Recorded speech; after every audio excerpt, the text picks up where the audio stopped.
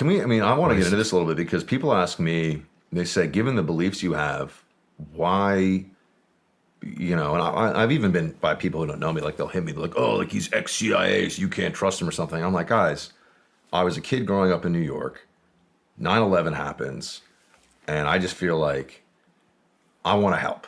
Like, this is my country. I love my city. I love my country. I had no one in my family, military, no nothing in terms of, guidance on that. It's not like I had an uncle who was, an SF colonel and he could kind of talk me through it.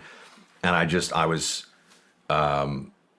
studying Arabic before 9/11 in school just because I thought it was interesting. By the way, I think I speak 5 words now. Like I have, I just took it in school.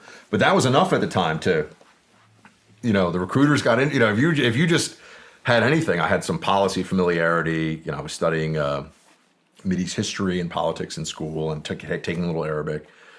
Before 9/11, right? So you can imagine, 9/11 happens, and I want to go and just do my part. And I think, okay, I grew up. The 2 authors that had the most impact on me as a kid were Michael Crichton and Tom Clancy. You ever read any Michael Crichton or Tom Clancy? Oh yeah.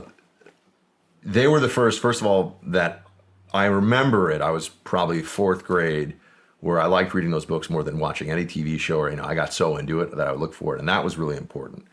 I know it sounds hokey or whatever, but, to the degree you can get kids at the youngest possible age to develop a love of reading, it's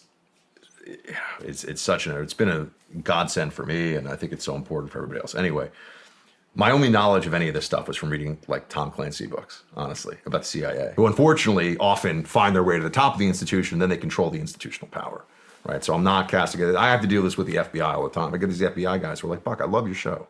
I agree with you on everything. I think what you're doing is phenomenal for the country. Why are you bashing guys like me? I'm like, I'm not bashing guys like you. You're locking up, mafia guys and cartel members, and you're working out of like the Oklahoma field office. I'm talking about the guys in DC calling the shots who are trying to throw presidential elections, and they're like, all right, I get it. They get it, right? So it's a different thing. But you could already see the undermining of the mission, but it was apparent to me that sense of like, we're all on the same team, we're all on the same mission, we got these guys out. And I don't want to just talk to the JSOC guys. It's obviously also, National Guard guys doing amazing work and taking tremendous sacrifice. But I go over there and I meet with, whether it was like an ODA team or, all the way up,